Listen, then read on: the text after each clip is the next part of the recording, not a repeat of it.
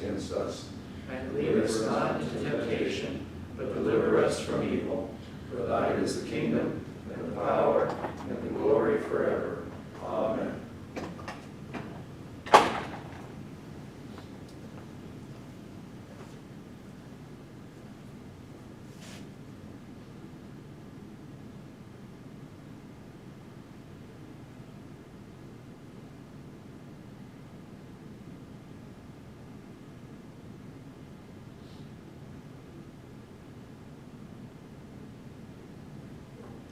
It's now 7 o'clock. Shelby City Council meeting is called to order. Please remain standing for a pledge of allegiance.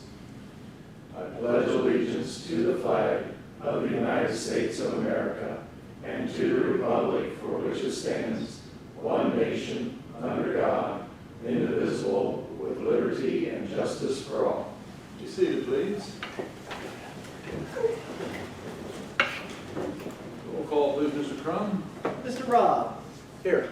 Mr. Roberts. Here. Mr. Gates. Here. Mr. Martin. Present. Ms. McLaughlin. Here. I'm now entertaining a motion to dispense with the reading of the journal from September 5th, 2023. So moved. Second. We have a motion by Mr. Roberts and a second by Mr. Martin to dispense with the reading of the journal from September 5th, 2023. Discussion. Roll call, please. Ms. McLaughlin. Yea. Mr. Robb. Yay. Mr. Roberts. Yea. Mr. Gates. Yea. Mr. Martin. Yay. That motion passes. We now come to the time for public comment. If anyone cares to make comment to Shelby City Council, please come to the podium, state your name and address, and make a comment, please.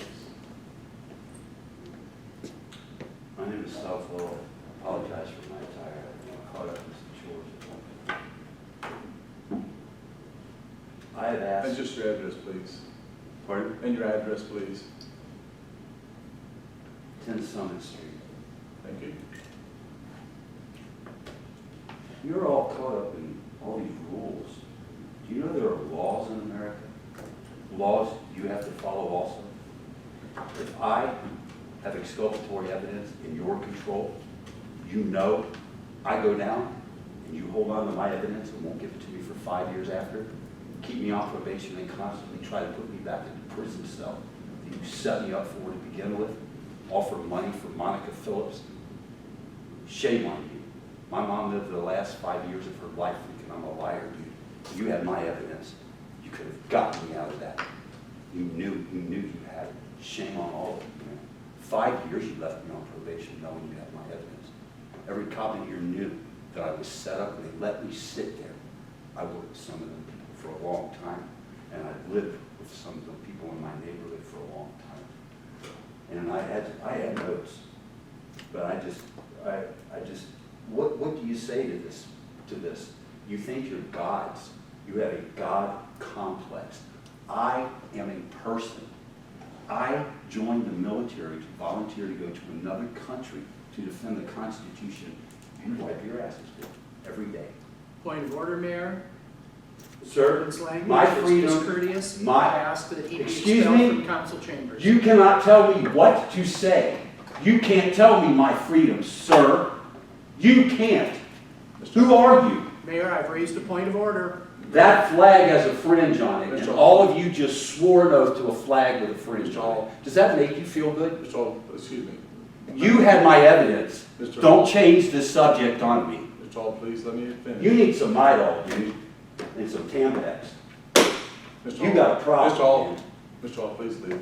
You got me in jail. South. Where's my evidence, Please ask you please? to leave. Now it's time to Who's go. got my evidence? Where's my evidence? I want evidence.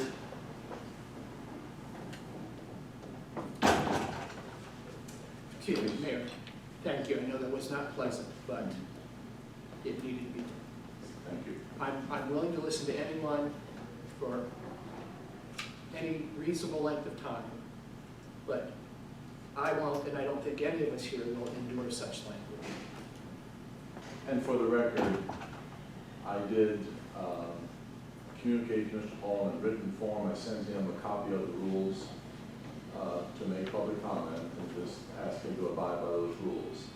So just so everyone knows for the record, he at least has that information. So thank you. very welcome.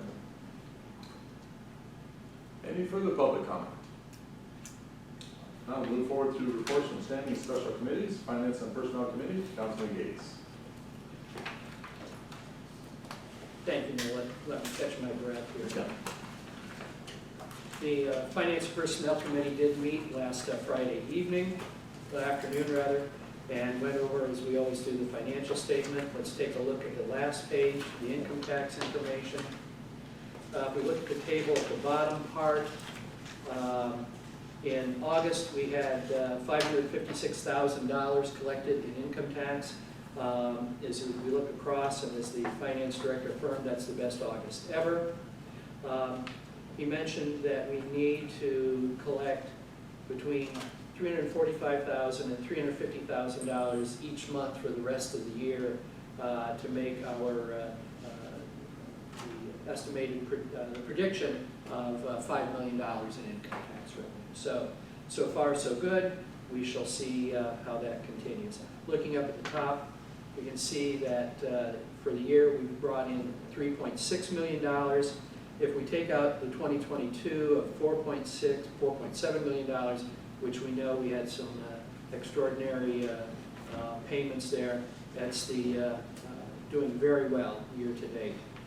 Looking at page 2, where we can see the breakdown of where the income tax went. The withholding is the best, the most timely measurement we have for income taxes. We have brought in, as of August, $2.4 million, and that is about 17% higher than the 3-year average. Looking at individual taxes, $892,000. Again, that is about 17% higher than the 3-year average. So those two figures are good. The other one, the business, because we had those extraordinary payments, you know, that particular line doesn't really mean much. Looking at the front page, general fund in cash at the end of August, a little over $2 million. We had $1.8 million free and clear. We are down for the year $304,000, but again, we had those businesses paying their income tax that really distorted that particular number. The street fund, free and clear at the end of the month, just a little under $6,000. That becomes problematic when it comes to making payroll and things. You can see there's $68,000 in encumbrances. Whether those encumbrances, some of those can be canceled out, that's a discussion that needs to be between the finance director and Mr. Ensman, what can be done there. Park and health are in good shape.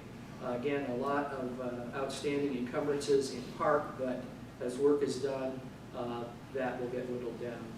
Going down to capital improvement, $494,000 in cash, $430,000 in encumbrances, which is a good thing because, you know, we say we collect these monies for capital improvements, and indeed we are doing capital improvements.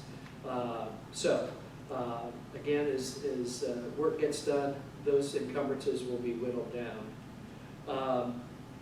Going down to the sewer fund,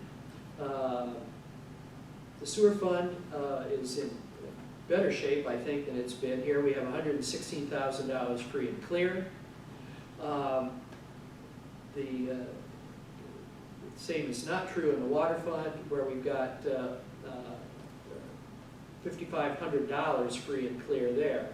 $189,000 in encumbrances there. That was a homework assignment for the finance director. My question is, what encumbrances can be canceled out there to improve the bottom line? So at this point, I will turn to the finance director and see how well he did on his homework assignment. Thank you. I did review the encumbrances. Most of them were more or less general operations that we probably should keep on there. You know, chemicals are $42,000 of that. Sludge removal is $20,000 of that. Lab testing's $11,000. The electric bill is $16,000. I don't think the electric fund would be too happy. But so, you know, the majority of them, the majority of the large encumbrances are necessary. I can work with Mr. Henson to whittle away some of the small ones, but nothing really seems out of line. Thank you to the finance director for that. He gets an A for his homework. Electric fund, $4.8 million in cash, 3.9 free and clear, down $60,000. Well, $60,000 is a big chunk of change, but when you look in the realm of the electric fund, it's not all that much.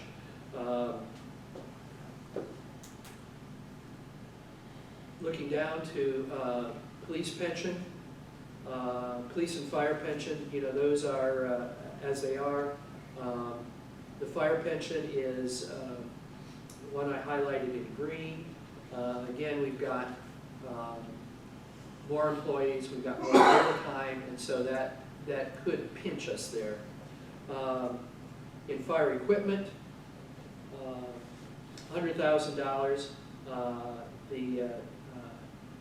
believe it was Jackson Township did pay for its contract that ends, that we're winding up, and then went ahead and paid for October, November, and December. So we've got some good influx of cash.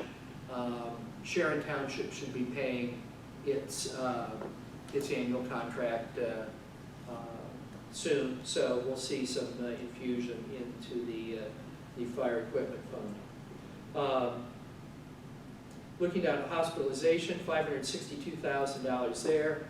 It's generally September-ish, October-ish that we get the word what our healthcare costs will be for next year. So I fully expect that at our October Finance Committee meeting, we will know what those numbers are. And it went up 14% this year, where it had been going in like single digits, threes and things like that. So 14 is big, but when I think about how long we had, kept it pretty low, we're pretty fortunate. Hopefully it'd be wonderful to get down in the, 3, 4, 5%. But, we'll see what that is when the administrators come and tell us about that. The quick and dirty, 8 months of the year is 67% of the year. We look down at the bottom that we receive 65% of our estimated income and spent 55% of our expected expenditures. So that's a good quick and dirty.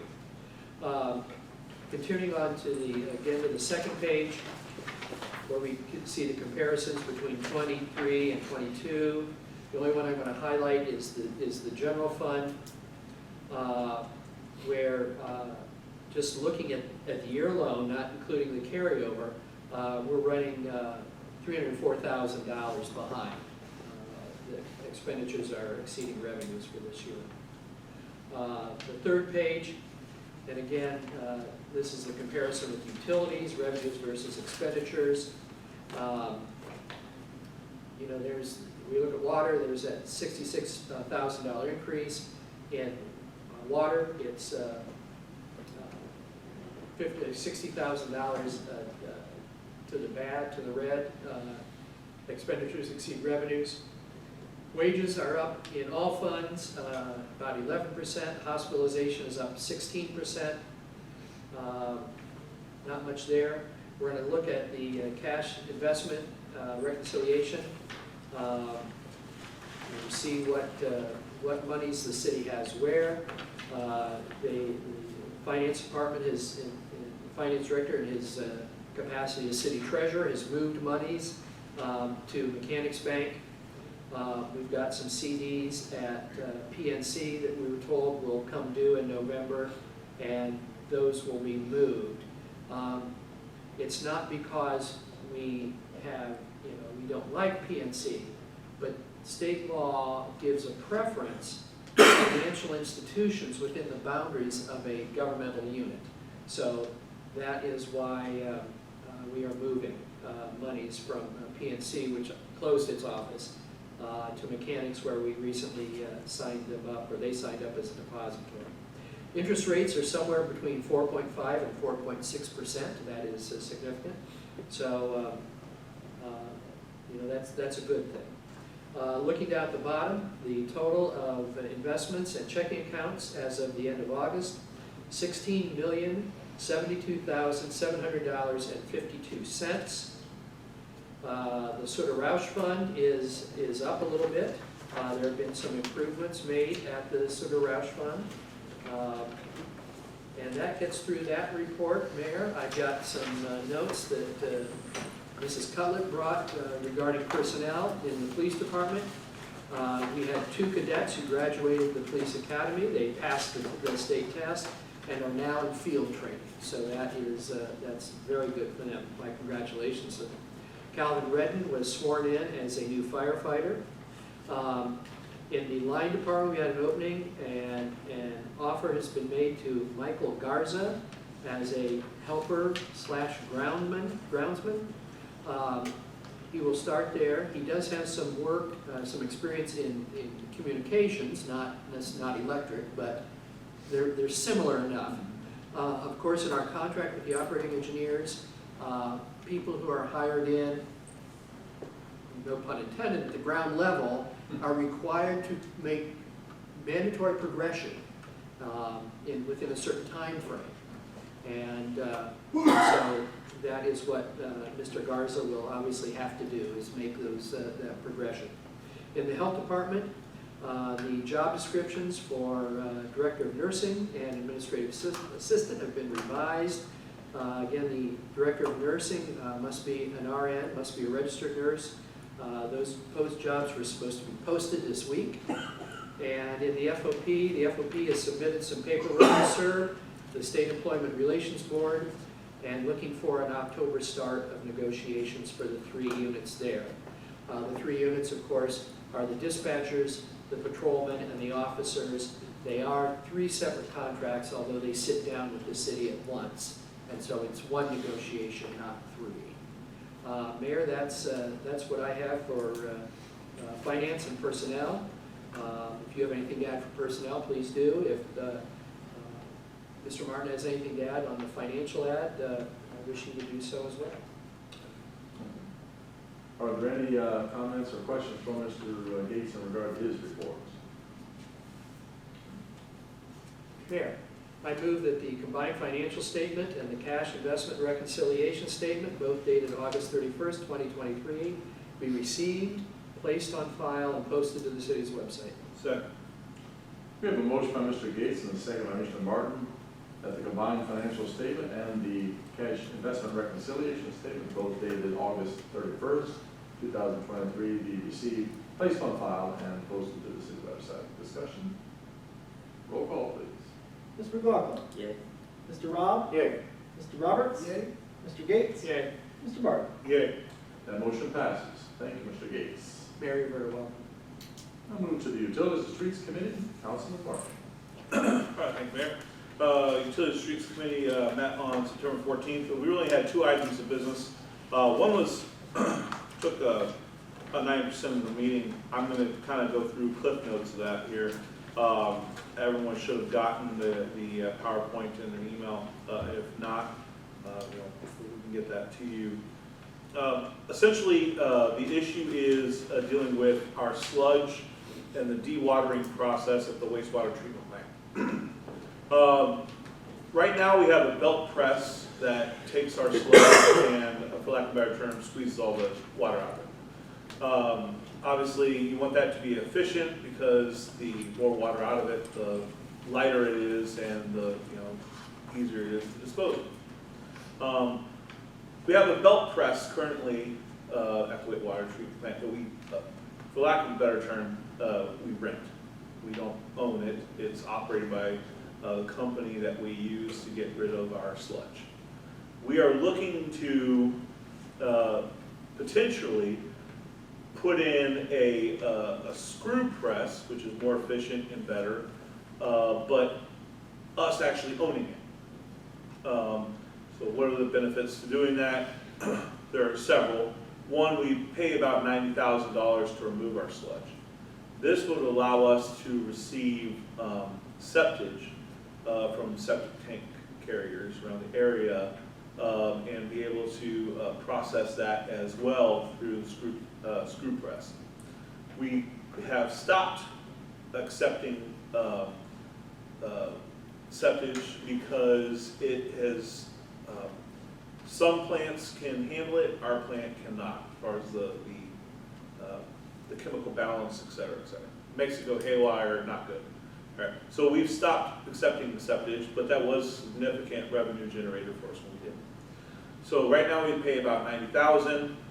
The estimates are that if we put this new press in and we are able to do septage, we'll be able to net a little over $100,000 a year, which obviously would be a beneficial revenue generator. The cost, let's go over the numbers real quick. Highlight from here. We would have to get essentially 2 loans for this. And again, it's in our packets. I believe it's in our packets. It is the Water Pollution Control Loan Fund nomination. So we're not committing to anything, and I'll talk about this later if need be. We have no obligation or commitment, but the forms are due here in short order. So we're wanting to submit the forms to see if even getting these loans is a potential. One would be a design loan, which would be a 0% interest loan for $200,000, and one would be a construction loan for 1.8 million at a 1% interest loan. The proposed loan award dates would be May and September 2024, respectively. So we can go over that further. I think the important part is there's no obligation or commitment at this end. This is just something that we're trying to see if even the funding is feasible. Essentially, we would have between 20 and 30 years of usage out of this press, essentially paying the first 10 years, the net proceeds paying towards it. That's kind of the general financials. It's much more efficient. It definitely is needed. Dr. Chen he came to the meeting, and so he was talking through it. We're one of the few wastewater treatment plants that actually doesn't have our own process at the plant. So this would kind of get us up to date along those lines. So more of that to come. Again, that's the heavy Cliff Notes version. And then we also discussed the proposed water line project. Our desire is to present a water line replacement project for Richland County Regional Planning Commission. We're looking to replace the water line on Shelby Avenue from West Smiley to Plymouth Street. That water line has had 21 breaks. 9 of those have been type 1 breaks, which means that the repairs can be done with positive pressure. Type 2 breaks are where there's depressurized line, and there were 12 such repairs. The engineer's estimated project cost is around $661,000. We would hopefully get the Ohio Public Works Commission grant for $330,000 of that, a 0% loan for $169,000, which would be a 10-year note with an annual payment around $16,000. That would be appropriated to the Water Capital Improvement Fund annually for 10 years. And then the city's 502 Water Capital Improvement Fund would provide the additional $161,000 for the stopgap. Our 502 annual collection is around $300,000, so we can more than pay for that. Do you have that map by any chance of Shelby House?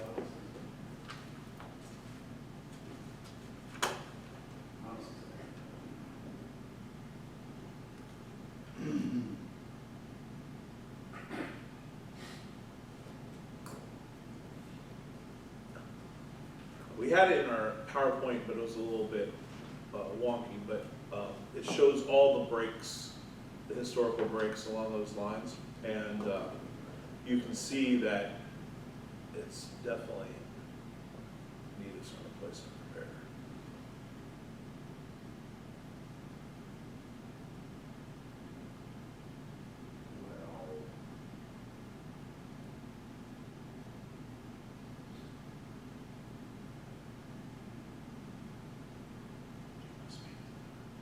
Christmas,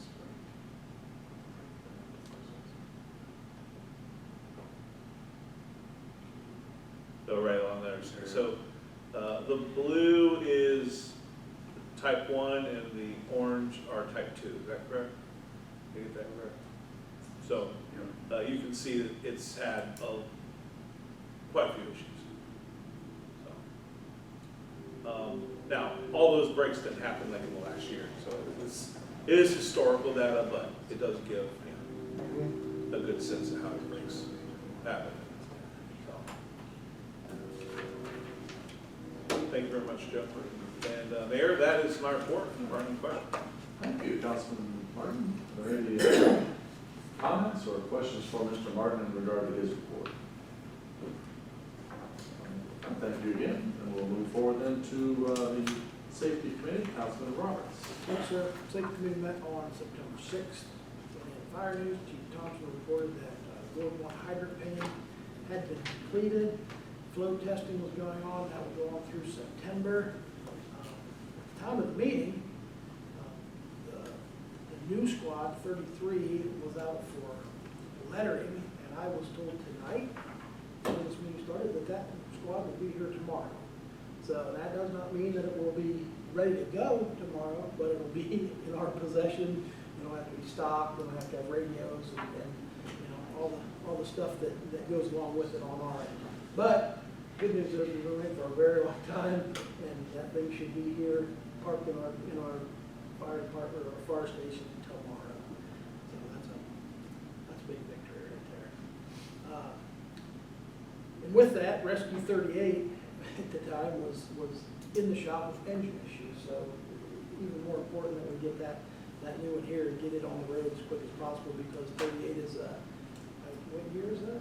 2006. 2006, and it has definitely, it's a nickel and dime machine right now, so we need to have something to replace that. EMS grant was recalculated.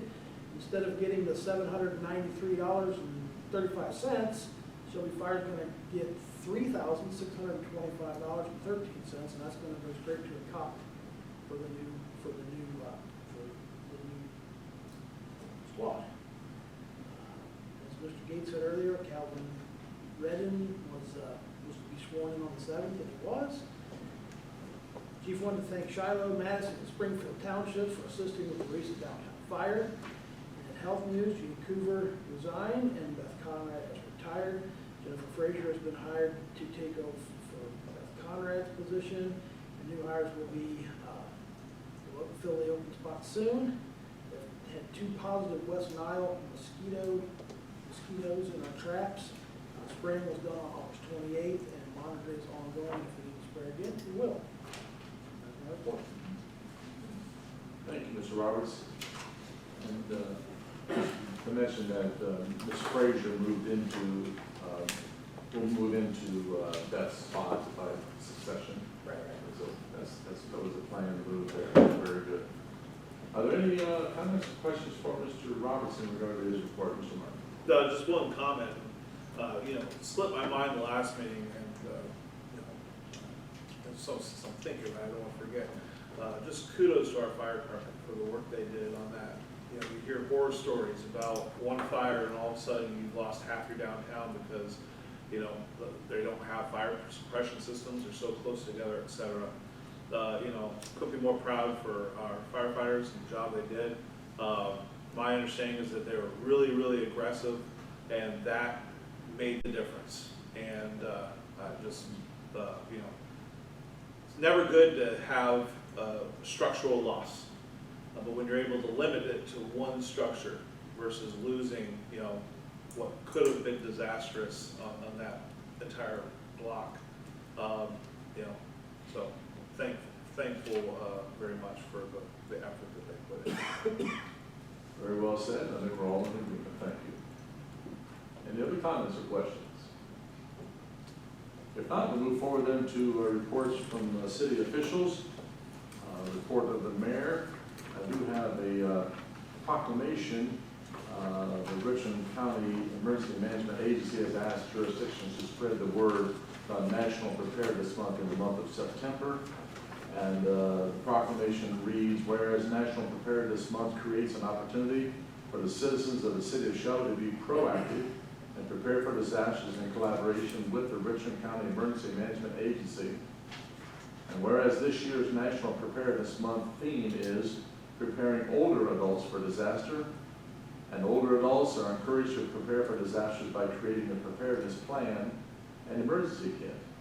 And whereas investing in preparedness of older adults, our families, businesses, and communities can reduce injuries, and facilities in our communities, our state, and our nation. And whereas when residents working together with the city of Shelby take responsibility for preparing their families and their communities, the chance of survival and return to normality following a disaster is greatly increased. And whereas planning now, before a disaster, is the best way to improve community resiliency from disaster, and whereas the city of Shelby partners with federal, state, local, private, nonprofit, and community agencies and organizations to educate communities on local hazards and natural disasters and how to prepare for them, now therefore be it resolved that I, Stephen L. Shagg, Mayor of the City of Shelby, hereby designate September 2023 as National Preparedness Month. In witness whereof, I have hereunto set my hand and caused the seal of the City of Shelby, Ohio, to be affixed this 18th day of September in the year of our Lord, 2023. And so we join the Emergency Management Agency in trying to get the word out about being prepared, and especially this year the theme is for older adults in that preparation process. As far as my report of the last couple of weeks, I've been occupied with typical mayoral duties. On September the 7th, it was noted that we did indeed swear in Mr. Calvin Redden as a full-time firefighter with the Shelby City Fire Department. On September the 11th, I attended the first annual ceremony of the Richland County Flag Project.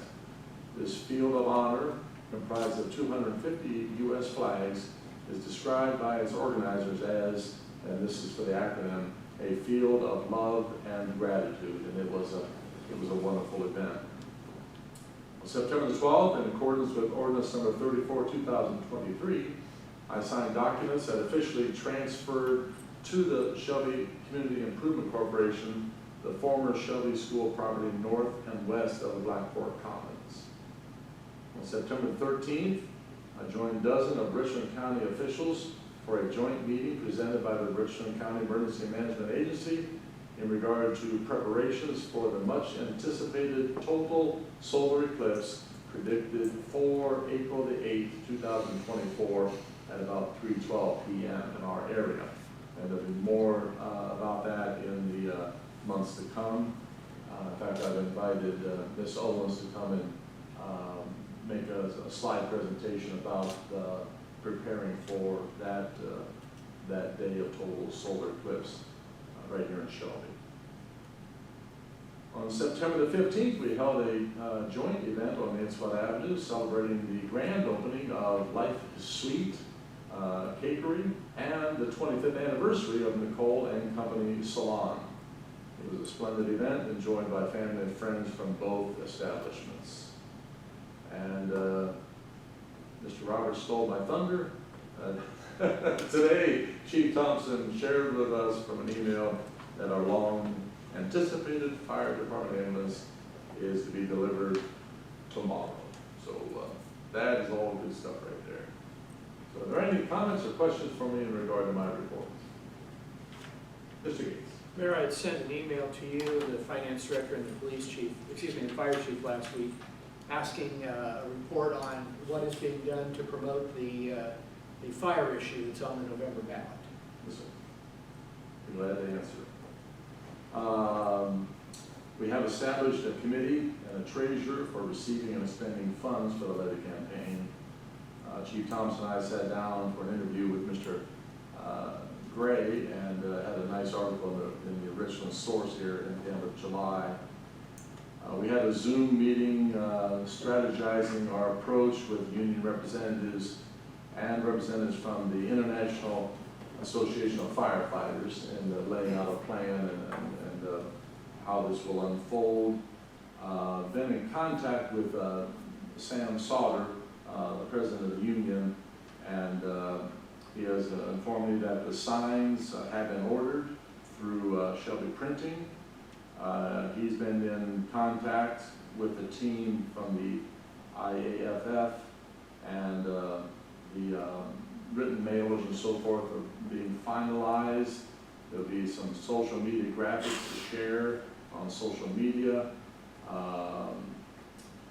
I'm meeting with Mr. Sauter tomorrow morning to get some timelines of canvassing, bringing in some endorsements, and then rolling this thing out sooner rather than later, because we all know early voting and all that. So it looks like we're in pretty good shape to get things out there in the next Mayor, thank you. What is the name of that committee and who is the treasurer? Because I have a check to write. Mr. Crum, would you answer? It is Friends of Shelby Fire Department. I am the treasurer.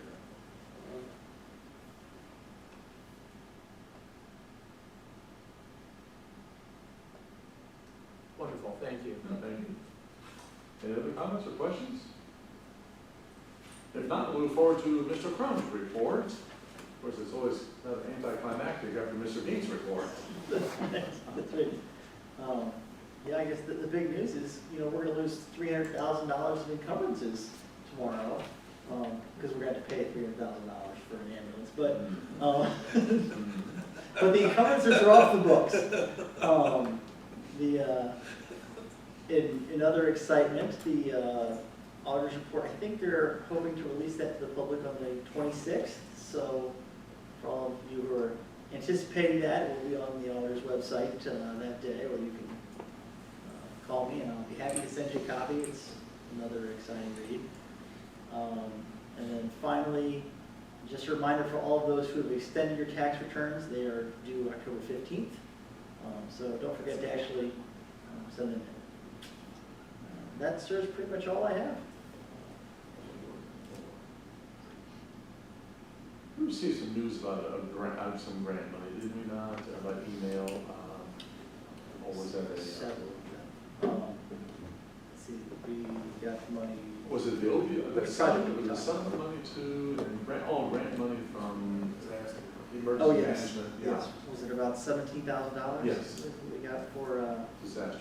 the disaster relief from a year ago, June's weather, where we paid for all of the tree removals and such around town.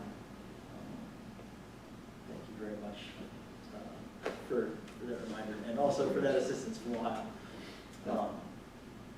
Yeah, along with other grants, I know that the BWC grant that we received for gloves and hoods, and the cot money should be coming in for the lift cot for the ambulance anytime now. A lot of grants have been finalized or in the process of the money coming in here shortly. Thank you, Joe, for the reminder about that one. Thank you. Any comments or questions for Mr. Crum? Thank you, sir. Mr. Ister. Thank you, Mayor, no report. Report from Mr. Ister. All right, we'll move forward then to Mr. Geis, project work. Thank you, Mayor. Just more of the same. It seems like the projects that have been going on are still going on and finishing soon, but the Smiley Bridge is open, so that was good news.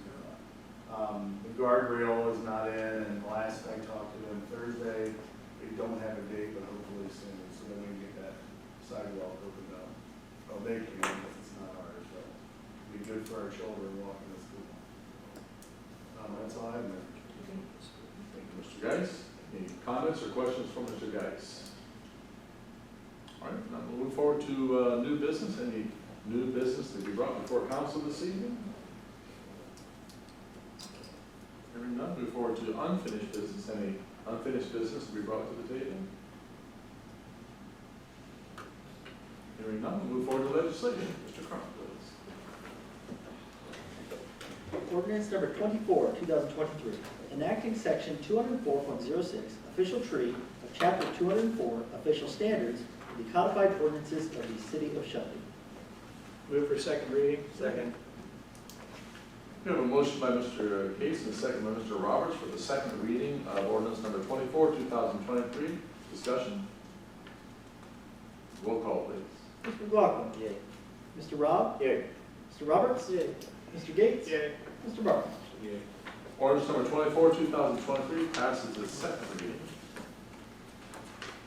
Resolution number 42, 2023, accepting the amounts and rates as determined by the Budget Commission and authorizing the necessary tax levies and certifying them to the county auditor. Move the resolution be taken up and passed. Second. We have a motion by Mr. Gates and a second by Mr. McLaughlin for the passage of resolution number 42, 2023. Discussion?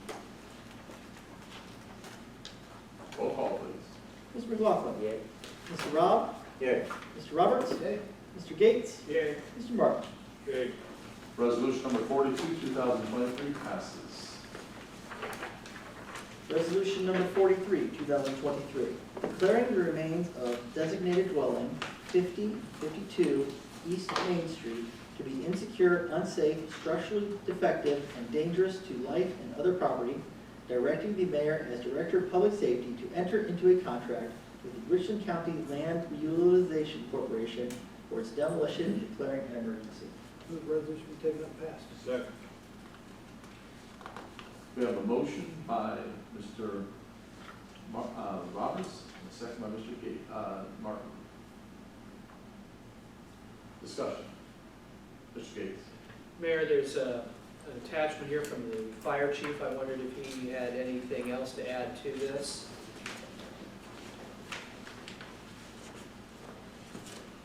Not a whole lot. We fought that fire exterior for most of it. We had collapses within 5 to 10 minutes. The first and second floor are on the first floor, on the roof, and the second floor on the first floor now. The west part of the building, there's a portion of the first floor that's still there, but we took one peek in the basement down there, and we're like, we are not going in here.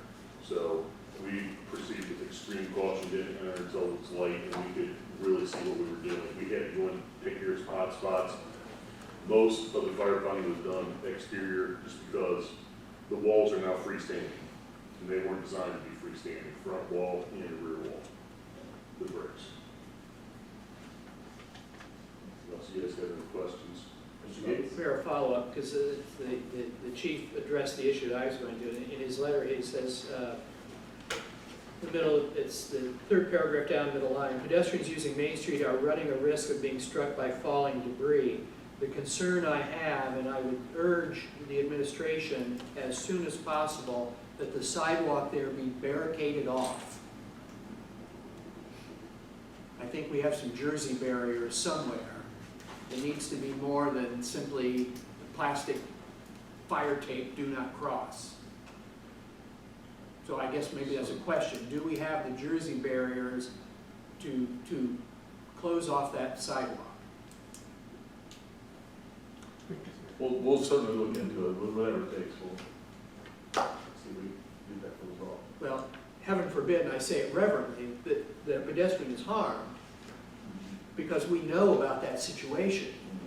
And if something happens and someone's hurt, we have no defense at that point, because we knew about the situation and did nothing. So it's you know, I would certainly like to see that sidewalk barricaded by noon tomorrow. All right. Thank you. Any further discussion? Mr. Martin. I just want to echo that sentiment. I've seen pedestrians go right under the tape. I've seen kids playing around there, you know, curiosity being what it is. So I completely concur with that. My other question, as it relates to this, so we're entering into a contract with the land reutilization, and I get all that. In the letter, it also says, including the basement, so we're going to be doing quite a bit there. is it a situation where someone will be able to build on that in the future? Or are we gonna have a permanent, vacancy there as a city? I know we've had similar situations like this, and we essentially just, we grass it over, but I'm thinking the old Napoli's building specifically. And I know it's a little bit different because of structural issues, but I just kind of wonder what the long-term kind of projection is for that space. Mr. Geis? So first off, tomorrow, this property owner will be giving this notice. They're working with the legal counsel, of course, Mr. Eister and the legal counsel from the land bank. So this gentleman will have 30 days to either come up with a plan on how he's going to fix it or how he's going to have it demolished. If he doesn't, then at that time, the land bank will take right over and start the process to get that down. Obviously, if situations see or appear that they're going to be in imminent danger, we can take, through council, we'll have to see what steps we'll have to do to take from there. So building-wise, putting a new building in, depending on how this goes or whatever, it still could be the property owner's building.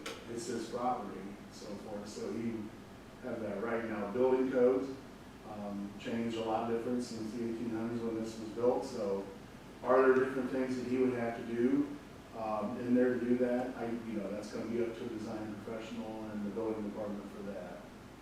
The difference between this one and the Beardy's building, the Napoli's building was in the floodway. So nothing could be built back there with it. But yeah, as long as the building department and whatever they want to build there meets the zoning, I would say yes, you could. Mr. Martin? I'm assuming, but I'd love clarification, but I'm assuming that, the property owner can't just take matters into his own hands. Like, there has to be a process, like, we have to approve the demolition plan, correct? That is correct. So we have a demolition ordinance, so he would have to come up with this plan and it would have to be approved. So, and if he's going to try to fix it or whatever, if that's possible, you'd have to have design professionals state how that's going to happen. I appreciate that. Thank you. Any other discussion? Roll call, please. Mr. McLaughlin. Yay. Mr. Rob. Yay. Mr. Roberts. Yay. Mr. Gates. Yay. Mr. Martin. Yay. Resolution number 43, 2023 passes. Resolution number 44, 2023, authorizing the mayor as Director of Public Service to prepare and submit an application to participate in the Ohio Public Works Commission State Capital Improvement and/or Local Transportation Improvement Programs and to execute contracts as required for the City of Shelby, Shelby Avenue Water Line Replacement Project. Move the resolution be taken on pass. Second? We have a motion by Mr. Martin and a second by Mr. Roberts for the passage of resolution number 44, 2023. Discussion? Mr. Geis? This is our normal, every year we apply for Ohio Public Works for money. A little bit different this year.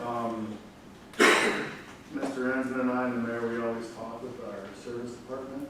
When we're talking water lines, I think they're the ones that know which lines are the worst, and this is by far rose to the one that needed replaced. They were out there Christmas morning last year, 30 below, fixing this thing. And he said, I looked back and looked at all the breaks that were on the website, and he's 21 times since 2000.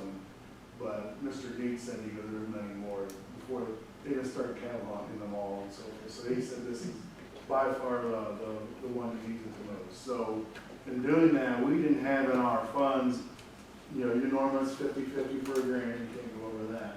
So that's why we looked at acquiring for the loan. We can't go over $500,000 asking the little PWC money, so that's what we had here. So then the city will have to make up the rest of that. So we thought it was a good idea to listen to our people and see if there's a way of getting this line fixed. So. Further discussion? Roll call, please. Mr. McLaughlin. Yay. Mr. Rob. Yay. Mr. Roberts? Yay. Mr. Gates? Yay. Mr. Martin? Yay. Resolution number 44, 2023 passes.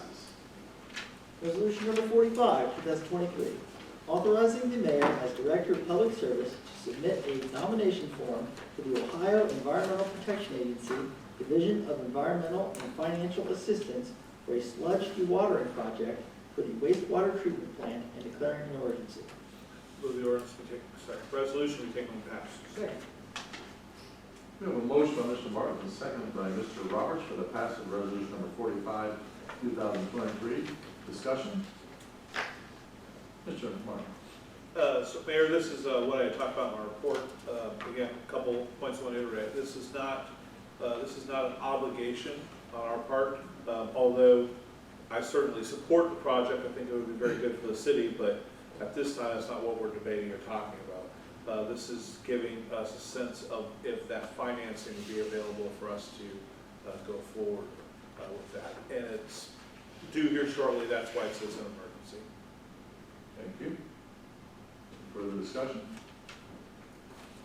Roll call, please. Mr. McLaughlin? Yay. Mr. Rob? Yay. Mr. Roberts? Yay. Mr. Gates? Yay. Mr. Martin? Yay. Resolution number 45, 2023 passes. Come to miscellaneous business. Is there any miscellaneous business that you brought before council this evening? Mr. Gates. Mayor, next week, on the city's behalf, I'll be attending the AMP annual conference and meetings in Columbus. This will be kind of the last hurrah, won't 40 years off and on. it? We thank you for that. It'll be a wonderful time. Any other miscellaneous, any other, miscellaneous business? Minister Gates. Mayor, I move council adjourned. Second. We have a motion by Mr. Gates and a second by Mr. Martin for adjournment. Roll call, please. Mr. McLaughlin? Yeah. Mr. Rob? Yay. Mr. Roberts? Yay. Mr. Gates? Yay. Mr. Martin? Yay. The motion passes. We adjourn at 7:51. Thank you. I heard no motion to appoint Mr. Gates